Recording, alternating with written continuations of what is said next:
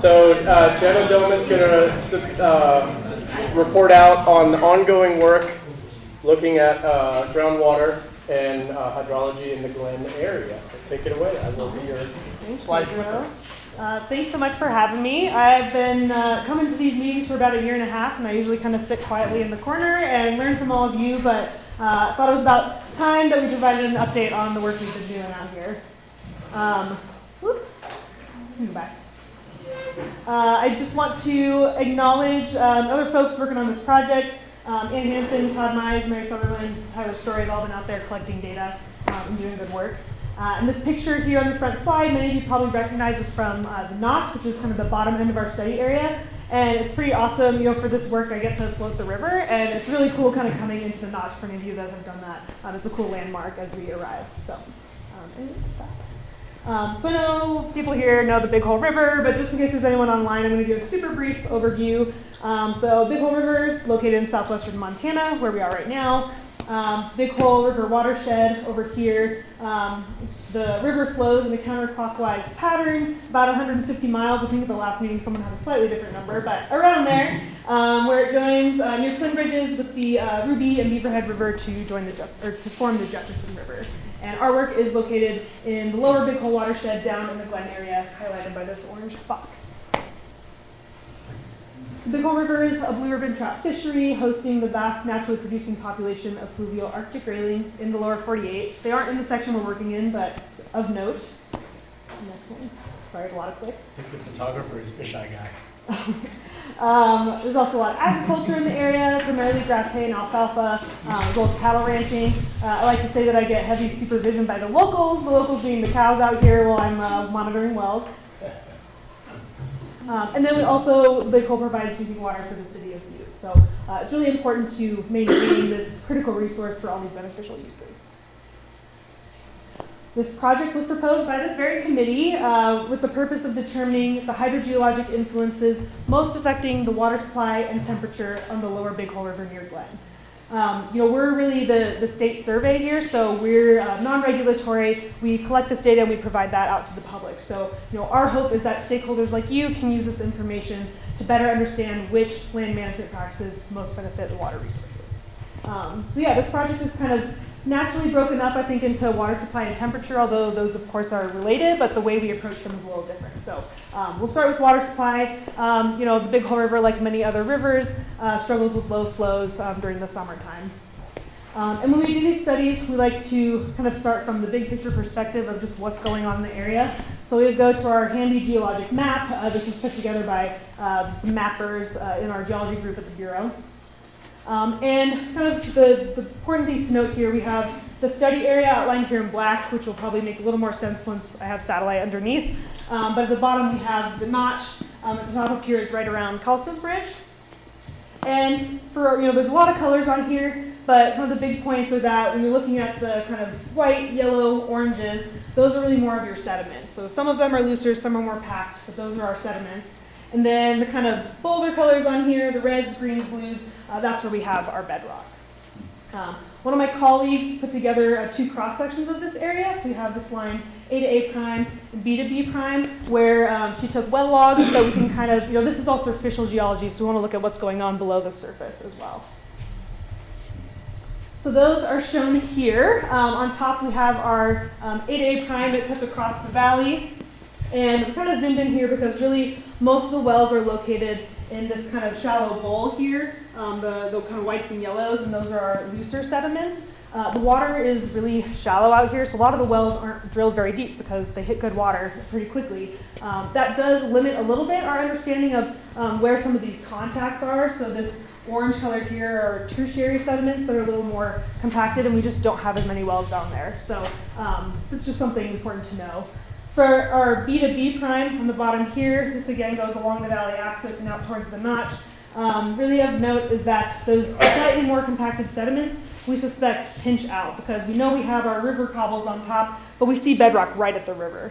And this is important for understanding how water flows in the area, and it'll be really important as we're developing our groundwater flow models for the area.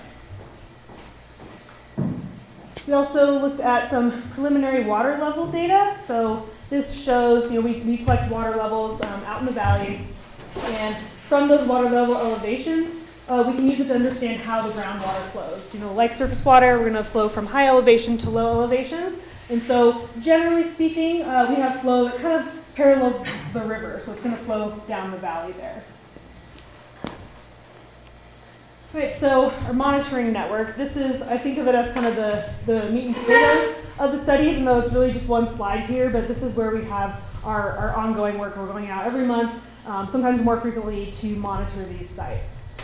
We have surface water monitoring going on. That's shown by the red triangles on the map here, where we monitor stage or water levels and discharge at those 16 sites. We also rely on 2 US geostages shown at the top and just a little below the bottom of the study area. So that's nice because we don't have to maintain those. With those surface water sites, those are on the main stem of the river, on tributaries, as well as some of the canals. And so we do try to monitor canal seepage. There could be gains as well, but typically what we see is water exiting those canals and entering the groundwater. And at 11 of those sites, we collect water chemistry that involves water isotopes as well as major cations and anions.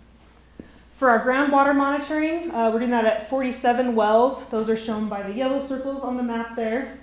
And we collect water chemistry at 16 of those wells. Again, the water isotopes, major cations and anions. And then we do this fieldwork year-round, so we get a chance to be out in the nice wintry February. This is my colleague Tyler, who's getting those surface water measurements, and I just think really beautiful area to work in, as you all know. Are those wells all there, or did you put some in? Mostly all there. I will talk on the next slide about a few that we did put in. But yes, this really relies heavily on landowner support. We can't do these projects without landowner access, so that's much appreciated. So yes, as part of this project, we did drill, I think it was 7 wells in total, 3 properties. Here, this image shows we were drilling out with O'Keefe, and while we were drilling, this was about a year ago, we kind of have a crew out with us, and as they're drilling down, we're pulling samples out from what's coming out from that. And we, go out, we look at the composition, whether it's rounded or angular, just to get an idea of what we're drilling through to really have a good solid well log to use later. So yes, we did that at 7 sites, and then, let's see, in February we went out and did aquifer tests on these. And so basically at each of these sites we had a well that was large enough that you could sink a pump down into it, and then we had 1 or 2 observation wells that have kind of smaller, 2-inch PVC wells. And purpose with the aquifer test is that, or I guess how we do it, we drop a pump down one well, and we just really pump the well quite hard. We want to stress out the aquifer. We want to see, a response not only in the well that we're pumping from, but those observation wells, which in this case were about 100 feet away. And we do that, we pump the wells for 72 hours, monitoring water levels throughout that period, and then we shut the pump off and monitor the recovery as well. And the purpose of all of that is to have a better understanding of our aquifer, its storage capacity, how quickly water moves through that. We can get a lot of detailed information about our aquifer that way. We are currently working through this data, so I don't have direct results from that yet, but I did want to share some observations we made while we were out in the field. So this site here, when we were drilling, we were trying to get one of our wells down to 100 feet. But after we drilled through sands and gravels, which is kind of what we expected to see, for about 40 feet, and then we hit a 60-foot or deeper layer of solid clay, which was quite surprising. So we ended up having to finish that well shallower because clay does not conduct water very well. For any of you that drive on Schoolhouse Road, you know what I mean. After a rainstorm, you're like sliding around. So we saw some clay here, as well as up at the further north sites, we saw some clay layers as well. And so this caused some disconnections between the deep and shallow wells that we had installed. All of our locations were highly transmissive. So when we were, we dropped a pump down the well, we were pumping at like 100 gallons per minute, and we saw really not that much drawdown in our pumping well or our observation wells. So this area is super productive, and water can move through really quickly. In the southern part of the study area, we had one site where we ran these tests, and we found really good communication between the deep and shallow wells that we had out there, less clay, so slightly different systems, it seems, from our limited locations. One of our preliminary findings was that the river and shallow groundwater are interconnected. I'll walk through this graph a little bit. This is our water isotope data. So on the x-axis, we have our oxygen isotopes. On the y, we have hydrogen isotopes. And then this dark angled line here is our local meteoric water line, which is basically we have some sites around here where folks collect snowpack samples, precip. We kind of get an idea of what the isotopes you would expect in an area to be. So we kind of know that we're plotting near a reasonable line here. Our groundwater wells are shown with the pink circles. Our surface water sites are shown with the blue triangles. And then we have our error bars on here as well as part of this process. And so of note on this is that we have a couple outliers with our wells. These are all deeper wells, and so they might be a little more disconnected from the river in the shallow system. But for our surface water sites, they're really plotting right on top of a bunch of our wells. Most of them are shallow, a couple deeper ones. But there's really not a distinct signature that you might see if these were very different sources. So this indicates to us that the groundwater and surface water are mixing and really connected. This is further supported by the other water chemistry data here. They're called stiff plots, and it's kind of a shape matching game. Basically, so I have 3 sites shown here. We have shallow groundwater in the northwest part of the study area on top, shallow groundwater in the southeast part of the study area, and then we have our river site down by the notch. And we collected samples during irrigation, which is shown in the blue, and then after irrigation, shown in the pink.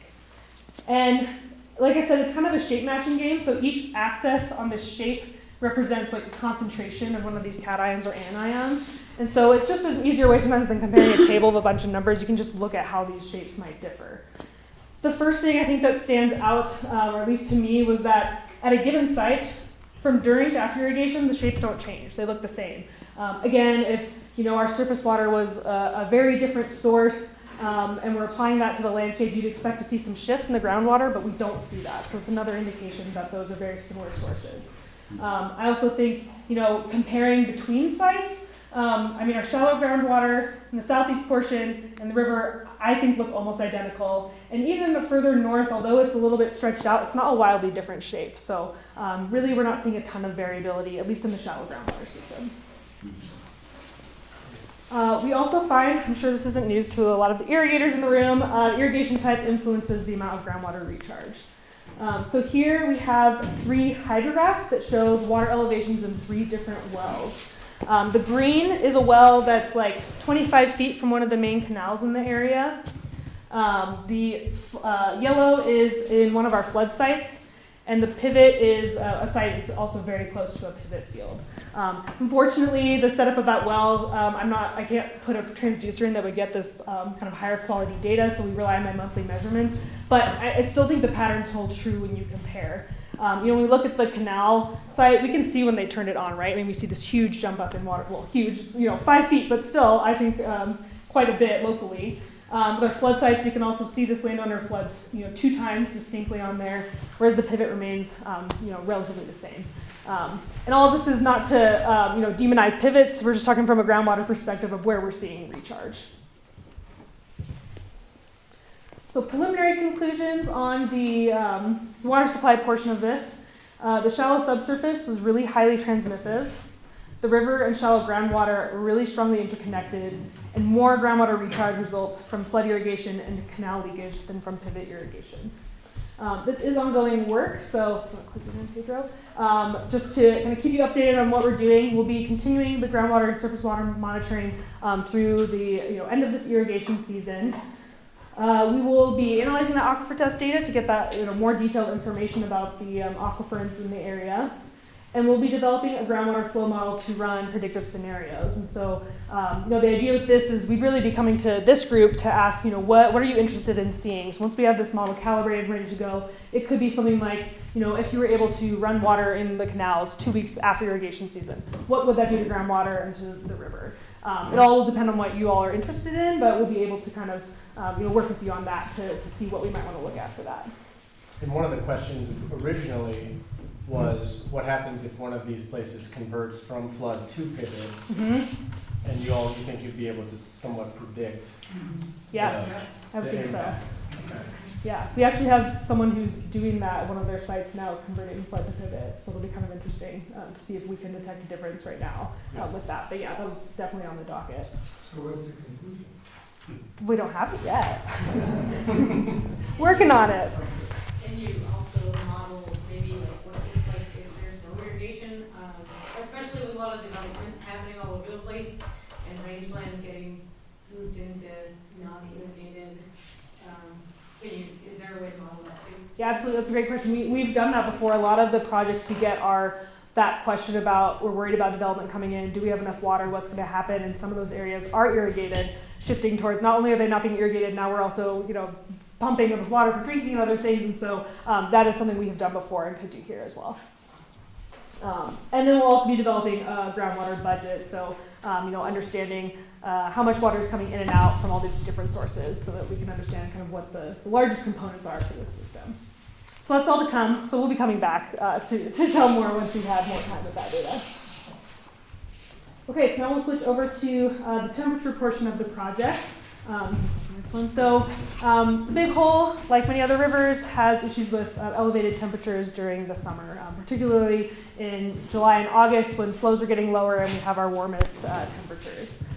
Just to kind of illustrate this, I pulled data from the two USGS gauges in our study area, the Melrose that's up by Culs's Bridge, and then the Glen stream gauge down by the Notch. Looking at the last decade of data and how many days that each year had over 73 degrees Fahrenheit, which is the metric used by Fish, Wildlife, and Parks when they start thinking about implementing the hoot owl fishing restrictions or fishing closures. That's the metric they use. So, I think looking at this, we do see a few years that don't have any elevated temperatures, but we do see some that have quite a lot, I think. I didn't compare this to other places, so I can't place it in the scheme of other rivers. You can see, especially at that Glen stream gauge, we have close to 20 days 2 of those years. In the last decade, Melrose stream gauge had 27 days over that threshold, and the Glen stream gauge had 73 days. So, it is a challenge. Other places have this as well, but certainly is a challenge in the Big Hole. So, as part of this study, we think about what inputs are important. We're talking about low flow periods. We're not having a lot of precipitation.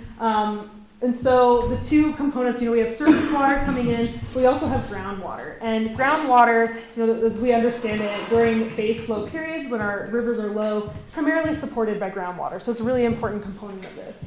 The other reason it's important is that during those summer months, groundwater is noticeably colder than surface water. This is data taken from the Big Hole. This is in 2022. We have our groundwater temperatures shown in the dark blue and our river temperatures shown in the pink.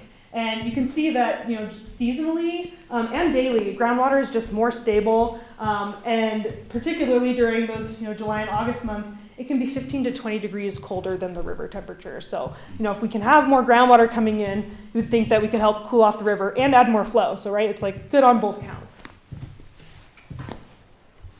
So to do the study, we did this last year. We conducted bi-monthly river floats during low flow conditions. We started in July. I think our last float was actually in November because we kind of wanted to capture the end, after irrigation season. And we did these floats to monitor our groundwater inputs.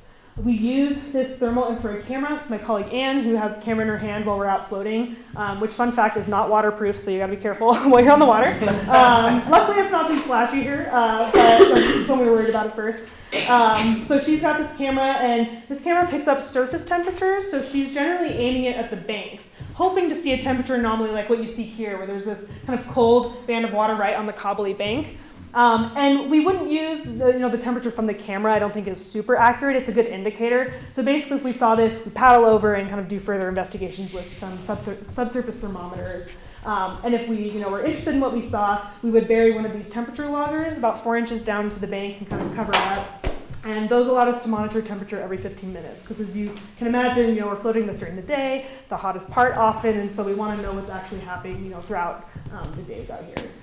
This map here shows all the sites that we had all of these temperature loggers deployed throughout the study area. So these dark blue circles are where we had groundwater inputs. We had a couple tailwater returns that we had these kind of just at the outlet, so not buried in that case. And then one at our tributary, Willow Creek, was kind of the only clear tributary to the river there. And we also rely heavily on the USGS gauge temperature data for this. So what do we see? Hopefully, okay, it's glitching a little bit. So this is a video of what you can see with that thermal camera, where you can actually see the water flowing out of the bank. This is sort of what you would see with the naked eye. So if you want to kind of match this rock matches this rock over here to kind of orient you. And so this water is just kind of trickling out from the banks and getting entrained in the river flow. And we call these sites our sites of diffuse flow because they would occur kind of along tens of meters of the bank.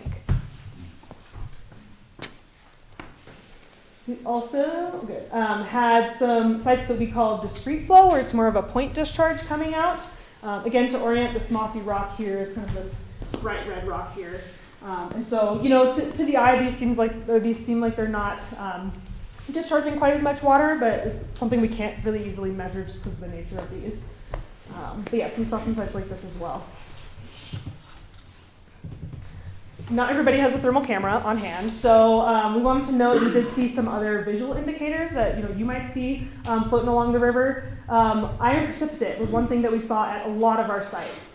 This forms as iron and water becomes oxidized, so coming from groundwater where there's not a lot of oxygen up to the surface can cause this iron precipitate to form, or iron oxidizing bacteria can also facilitate that. But basically you see this kind of orange staining. That's what we saw most commonly along the banks, were just kind of those orange stained rocks. One site was like wild when we went out. It was like neon orange and we had all this matted growth. So you can see that as well. But basically, even if we didn't see something immediately with the thermal camera, we always check these sites out because more often than not, they were groundwater discharge, and I think the other ones just weren't discharging any longer. So that was really cool to see.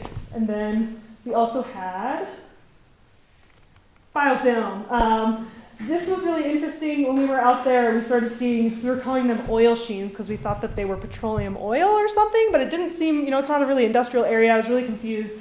And then we had a colleague out with us that was like, oh no, it's a biofilm. And I think it's cool because one of the ways you can tell is if you have like a stick or something and you swirl it in the water. If it's oil, it'll all kind of swirl back together. But if it's biofilm, it'll break up into those little sheets. So I've taken to doing this when I'm on hikes and stuff now. If I see like a little film in the water, it's kind of fun. And these are also produced by the iron oxidizing bacteria. Something else that was at least a big takeaway for me in thinking about this was the flow path of the groundwater discharge really matters.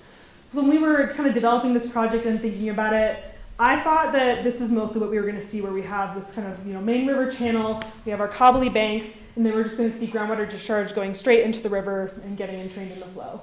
And we did see some sites like this, but they were kind of the minority.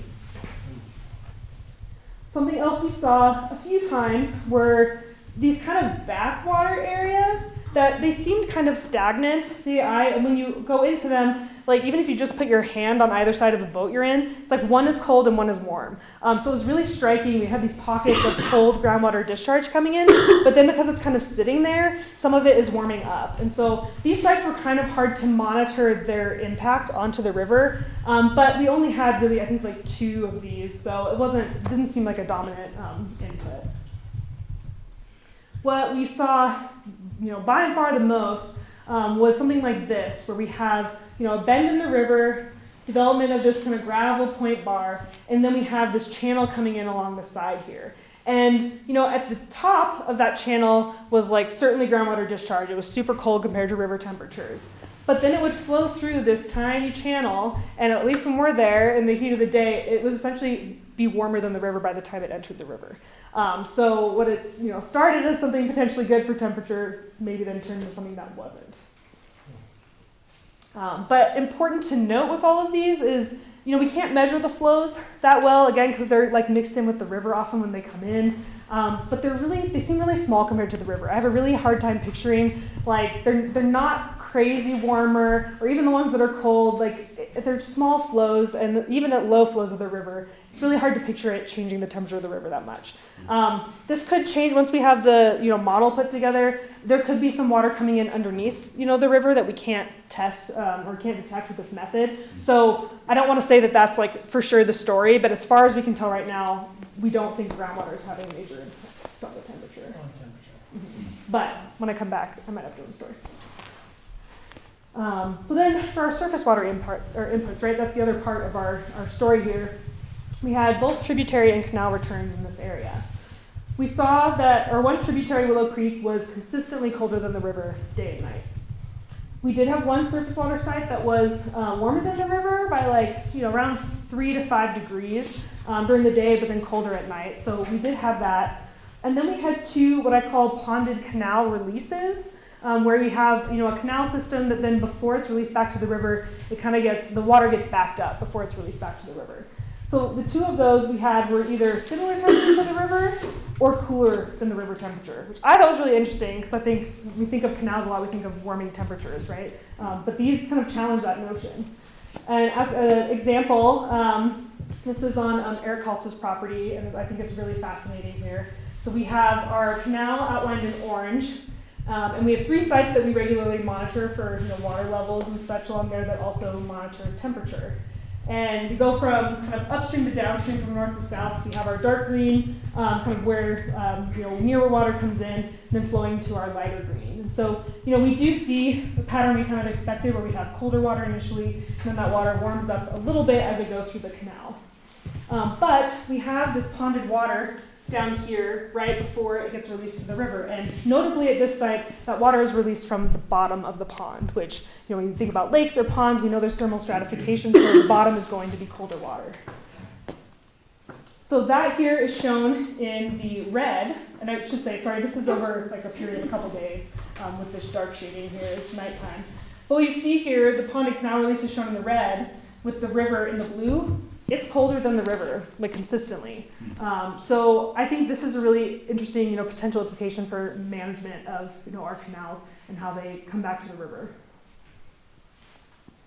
But again, we really only had 4 surface water inputs. They're larger than what we can see with the groundwater, but they still seem pretty small compared to the river. They might have a little bit of local impact on temperature, but I just think the thermal mass of the river, it doesn't change much. So it doesn't really seem like it's groundwater. It doesn't really seem like it's surface water. So we were like, okay, so what next? What we found was that the river temperature increase was directly related to solar radiation, which probably doesn't seem like that exciting of a finding, but I think it's really interesting. We have a weather station up in Melrose that collects a bunch of different data, and we plotted up a bunch of different things. But what we found really was that the solar radiation just matched so well. This graph, again, the dark shading is our kind of nighttime, the light is daytime, and this is over a period of a couple days in August last year. We have the difference in downstream and upstream temperature. So we would take our stream gauge down by the notch, the temperature there, subtract what was going on up in Melrose to get that kind of difference as warming happens throughout that study area. So it's really only changing by, at nighttime it's almost back to 0 degrees difference, but then during the day it can get up to about 3 degrees different. And the peaks just match so well with solar radiation. Solar radiation, of course, is a different axis. It's not temperature. But it was better than air temperature. The timing didn't make sense. And we were really struck by this. And I think when we think about this river section, for those that are familiar with it, this river is really braided. There's a lot of channels. So it means we have increased surface area and we have shallower water depths, which is much easier to heat up by the sun. We also don't have a lot of shading in this area, and so I think it just gets baked, which is unfortunate. So preliminary conclusions here, groundwater discharge is a cooling source unless it warms up before reaching the river, so the flow path is really important. Canals were not observed to be sources of warm water to the river, and so right now it doesn't seem like groundwater or surface water are really increasing the temperature in the river. But what we did find was that solar radiation is one of the culprits warming the river. So for future work on this, we're going to continue these surveys this summer. We did have to pull stuff out for ice flows, so we'll be redeploying on that in the next month.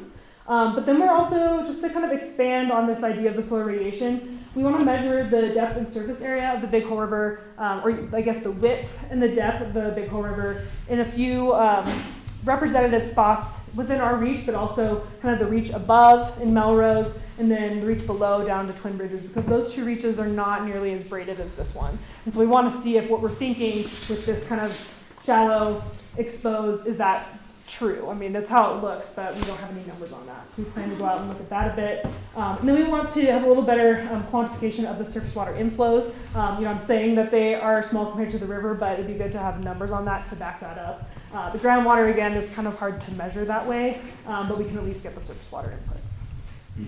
That number 2 is an interesting finding because you often hear about the irrigation water coming back hotter.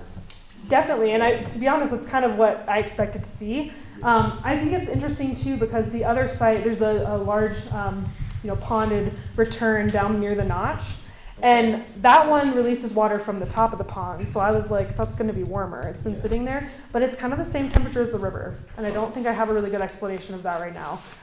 So something to look into more, I think. It's something that you can't claim for the whole river either, right? It's Sure. just this one stretch. Sure. So I'm going to switch gears slightly. This is a separate project that is going on also in the Big Hole, but it's not kind of related to the project. It's very confusing. So this site is focused more on irrigation recharge. Kind of, I was thinking about this project as we were talking about the conifer encroachment stuff and how we have an understanding of how much water might be getting used, but we don't have hard numbers on it. And so that's kind of what this project is trying to do. I think we have an idea of how much recharge we get in flood irrigated areas versus pivot, but we don't really have a lot of good numbers on it. So that's what this study is really focused on. This is sort of a paired study, so we have sites out in Edgar, which is just outside of Billings here, as well as the site in Melrose. And here, so this is kind of a layout of the Melrose site, where we have one field that is consistently just flood irrigated. We have a pivot site, and then a control site where it should really just be responding to precipitation. It's not getting any additional water applied. We have a couple wells we monitor out here as well. Sorry, I'll go back for a second. At each of these sites, we have lysimeters installed, and I'll talk about that more in the next slide, but basically these are to measure the amount of water that makes it past the root zone, right? Because when we're applying irrigation water, those plants are taking up a bunch of that and they're transpiring it, but how much is actually getting past that and going to groundwater? So here is kind of what our lysimeter setup is. This schematic over here, I think, shows it, pretty simply, but it gets the idea across. So basically what we want to do is bury this system so that it's below the root zone. So again, so we can capture the water that's making it past. This column here is an undisturbed soil column. So we use some heavy machinery to kind of press it down into the soil to hopefully get a representative sample, and then kind of bury that into the wall. Below that, we have outflow reservoir. So the water will trickle, it'll work its way down, trickle through this soil column, and then kind of pile up in here, and that's where we can measure it, the water depths in that system. The installation for these is nothing to be snuffed at. The Pecks were very generous in letting us actually dig up their fields. So we were out here, I think this might actually be a video if you click again. It's not that exciting, but I think videos are fun if it doesn't glitch. Anyway, so this is our colleague Ron Breitmeyer, who's no longer on this, working with us, but he was out digging. Luckily, we didn't have to dig this by hand because you can see that is quite rocky. And so we would dig a pit down, had to make sure we got decent depth past the root zone. This is an example of the lysimeter being kind of buried into the wall, so that's after we packed the column. We try to nestle it in as much as we can so that it's in good contact with the soil above. This is actually a site from Edgar. It's not nearly as rocky over there. And then basically once we've buried that, right, this is out in the middle of a field, so we don't want to have a bunch of equipment, in the way of the landowners that are trying to do their work. So then we trenched back, so we have PVC pipe and cables coming back to the edge of the field. And then this is kind of the finished product here, where our lysimeter is buried way out in the field here, and then this is where we're accessing, where I'm able to download data and access information.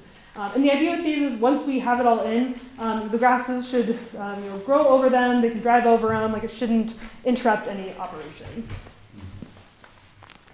So here's a first pass of this data, but I think it's a strong demonstration of the differences here. This is just this past April through early May, so just a few days here, showing the lysimeter drainage at each of these sites. So our green here is our flood field, the pink is our pivot field, and then the control is actually right behind the pivot, so you kind of can't see it there. And this is showing lysimeter drainage in millimeters. And so just to give you an idea of that, it's sort of like when we talk about how many inches of rain, right? Even though it's a volume, we're talking about it over a certain area. And so this is kind of over the area of that soil column. But what we see is we don't really see anything at our pivot and control site, right? I think it oscillates slightly up to like 2 millimeters, but that's within error of the instrument. So, when you're attributing that nothing's really getting past the root zone there. At our flood field, we're seeing a lot more. And kind of a caveat with this data, so with this setup, we don't want our reservoir to fill up with water because once it's full, we can't get more information. So that's what you see going on here. We have water levels coming up, and then they're pumped back to 0. And then they're going up again and pumped. And then we had a pump failure, so that's what's going on here. So we maxed out our reservoir at about 300, just because there's so much water coming through, our pump just couldn't handle it. So all of that's to say, once you get past up here, I don't take this with a grain of salt, I guess. But the point is that we see a lot of water coming through where we don't see it at our other sites. And just to kind of focus in a little more on that flood irrigation, again, we have the lysimeter drainage shown in the green here. We also have a local groundwater well shown in the yellow, so you can see that they're responding kind of similarly. It's not exactly the same, but they have similar response during the flood irrigation event, which is the shaded part here in gray. I think, and then we have this kind of uptick down here, which we attribute to this precipitation event. And notably, this is the same time scale, and so the pivot site and the control site didn't respond to that precipitation event. It was like those plants just took that water up. And so I think that this is super interesting. I mean, again, I think probably most of the irrigators here were like, yeah, that's kind of what I expected, but now we can have more defensible numbers. And we have this at 2 sites. We have some different sediments, soils, geology for that. And we're going to be continuing this data, collecting this data for another year or 2.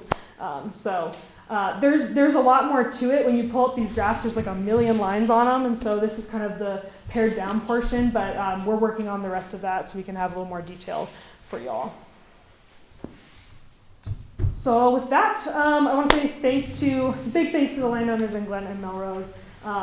I could not do any of this without folks giving me access to their property, to their wells, to their canals. It's been, Jim and Eric have both been a wealth of knowledge about the Glen area and folks to talk to there. In fact, let us literally dig up their fields, so that was a lot of trust in us. And then I want to thank the Big Watershed Committee for just submitting a really fun project. It's been really fun to work on this. And then with that, I just want to give a plug for, we have these shiny information pamphlets in the back. We just made these last April, they were published, that talk a little more about how we see those groundwater inputs using the thermal camera, the iron precipitate biofilms. There's just some more information about that. And then we have some videos as well on the Bureau's YouTube channel that have annotations to kind of explain the groundwater discharge we're seeing with the thermal camera. So that information's here as well as in the pamphlet. And then with that, I can take any questions, if there are any. Right here. Yes. So how do you manage your return service flow? We have those 2 big ditches that come in across the highway. So yeah, we'll measure, so there's a couple challenges with this. It's a good point to bring up. One is this is a really braided system. And so hitting all the surface water inputs, like we might be missing some because I don't float every single channel of the river when we go down. We just can't. So where we can, where we have, we see the inputs going in, we basically have little wading rods so we can go across, and you're making a cross section of the river and getting the velocity as you go. And so through that, you can create a discharge measurement. Some sites are more challenging than others. Like for example, down by the notch where we have the canal input, it's really bouldery. And so it's sort of hard, you have to pick your line well. So it's gonna vary site by site. Okay, so we return a lot of water from the river because we're a sub-flood system. Yeah. And so in regards to the fishing game, return, we know how much, we measure one weir every day during irrigation season since 1972, and one every week. But then, so we know how much of our water right we're not using, returning to the river. But we should also know how much surface water in those two culverts across, one just below the Glen Ranch exit and one above. Can you use a stick gauge to figure out those flows, and he does it every day. So, sorry, just to make sure I understand, when you're talking about exiting, you mean like where you're actually pulling water out of the river? No, where the, Just where the water goes under the road, then it just goes right in that big sewer, then Randy takes all the water. Oh, I see, by Hartwig Lane, is that what you're talking about? Yeah. Yeah. that's great. I guess I'd have to look at those sites more closely of how we would do that. Is it culverts that deliver it, or you're just? No, the culverts go across the highway. I mean, I think So we you're has always Todd measured full of water. culvert flow. Yeah, we can, Yeah. yeah, we can measure culvert flow. And so, and it depends on the setup, like what it looks like upstream and downstream of the culvert too. So we have to look at the site, but we've done that before. Good. I'll give you a buzz. What? I'll give you a buzz. Okay. Sounds good. Yeah. Are you, with the irrigation charge, are you noticing the difference between the site in Melrose and the one out in Billings? That's a good question. I don't know as much about the Edgar site, but I think we're seeing similar patterns as far as water getting past the flood site, but not the others. Is that right? We haven't really done too much comparisons yet, still in the data collection phase, but basically, like Jen said, similar patterns. We're seeing a lot more with the flood, which is what we would expect. We're just trying to get some numbers on it and actually figure out what is actually making it to the groundwater. Because we just make assumptions in the work that we do, that whatever's not used is, anyway. No, that's awesome, thank you. Yeah, that's a good question. Are you seeing any indication of fertilizer leaching into the ground? We haven't really been looking at fertilizer as part of this project, so I can speak to that. It wasn't like in the water chemistry at all, it wasn't something that was, We do Not- sample, part of our samples include nitrate, I yeah. think phosphate, you know, and Yeah. I have not seen. I think there might have been, don't quote me on this, I think there were like one or two sites that had some elevated nitrate levels, but it wasn't like, didn't permeate the area, so. Where you were seeing groundwater recharge, were those sites near flood irrigated fields, or how are you continuing the wastewater? Excellent question. So the goal was to be able to tell that, right? To say, okay, they're flooding here, we're seeing that come back into the river. Turns out it's a lot more complicated, as everything is.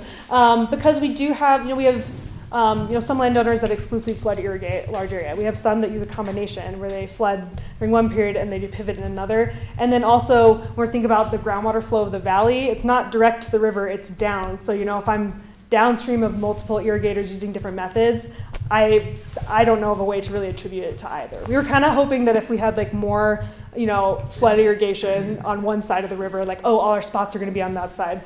It's not what we've seen. We see it on both. So, yeah. But that's what we were hoping to see. I want to use the infrared in the upper big hole. Yeah, exactly. Yeah, the infrared's pretty cool. It's fun to look at. Do you have some, Eric? For your bottom survey, your surface area survey, I was just watching MDOT has a sonar drone boat that they drive around and get real accurate readings. Do you have access to something like that? Or? For a drone, do you have anything like that? USGS has kind of a towed version they use during high water. We have that. Yeah, we have. You know, Yes. okay. We have two boats that we can do this with, and where we're not able to physically wade, we probably will use those boats. Yeah. But we're gonna run them back and forth, kinda like we do the transects, yeah, so. Okay, so I think I misunderstood the question. Yeah.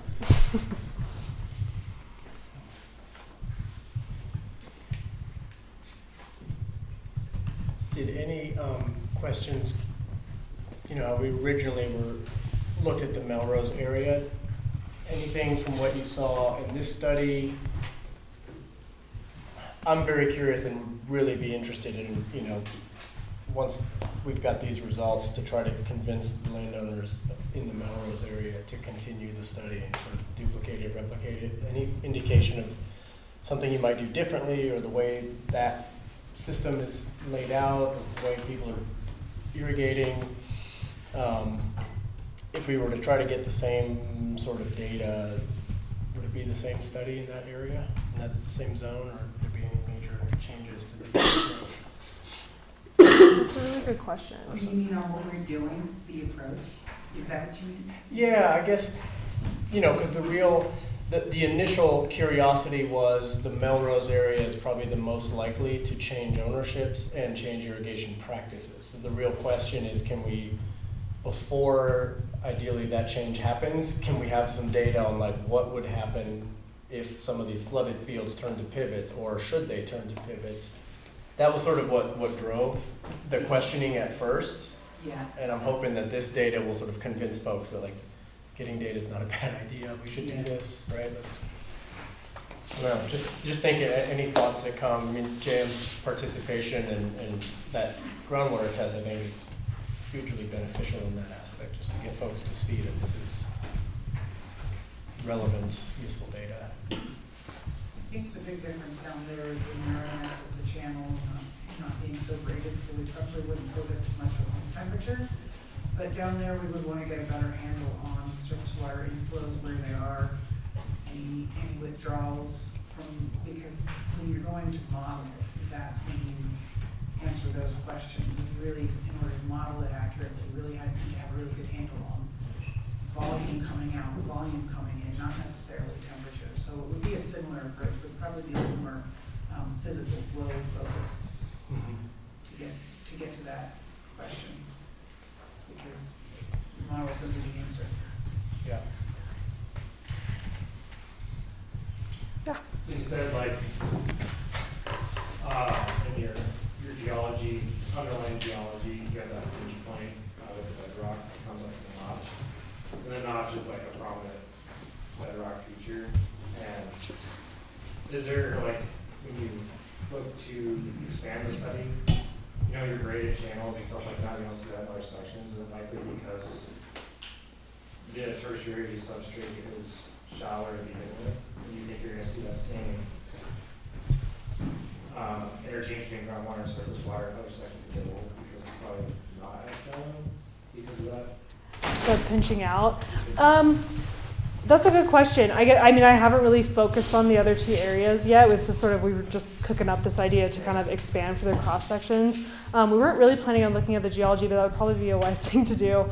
And I don't know, what, when we do surface water flows down by the notch, so I think it's interesting because we were suspecting, again, we have loose constraints on the depths of these things, so this is kind of more of a conceptual idea, but we were initially measuring discharge below the notch, closer to the Tony Schunen fishing access, and we were seeing these really big losses, and we were like, oh, I bet we get up to the notch, and then as we get past it, just like dumps back out.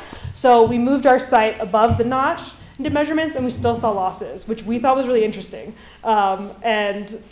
We don't have that's from like one run since we moved the site. But yeah, it's certainly something to consider, because that subsurface plays a huge role in how much water it can store in the surface or subsurface. So there could be major differences. I'd have to look more at it. If I heard that right, you're saying there might be losses, groundwater losses in that stretch. Like not everything's expressing itself at the notch like you would expect. At least from off of one measurement. And I'm trying to remember when we did this. I think it was it before irrigation started or after? But yeah, either way, we didn't see. So we measure. We have the USGS gauge up by Kelsey's Bridge, and we measure at the campground, kind of in the middle, because it's kind of the only spot that our braids come back together. So we measure there, and then down by the notch. And so from that measurement, we didn't see a lot of change from upstream to the campground. It was pretty similar numbers, but we did see a loss in the bottom half. We'll see as we get more measurements if that's consistent or if that changes. But I found it kind of surprising. I thought we would see gains down there because water was being forced to the surface. So, we know we lose to the beaverhead below the notch, and you have that interbasin sort of transfer, either from canals, but probably also from groundwater. So maybe it's happening before the notch, which is surprising. Yeah. That sounds like what I'm hearing, right? I don't know that it's crossing the basin. It could just be going or it could deeper just to be groundwater. I can't speak to that, but it's possible.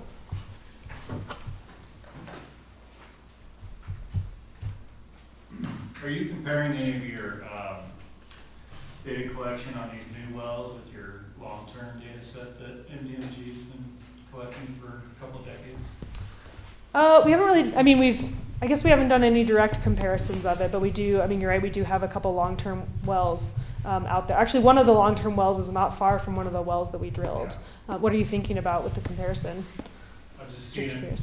if you're using that data, that long-term data set in comparison to the new, the fresh data Yeah. you're collecting. Yeah, so I think within the study area, we have one long-term monitoring well, and there's one that's slightly outside, and so we've been continuing to check those as we do this process, but I haven't, I guess, looked at it that way.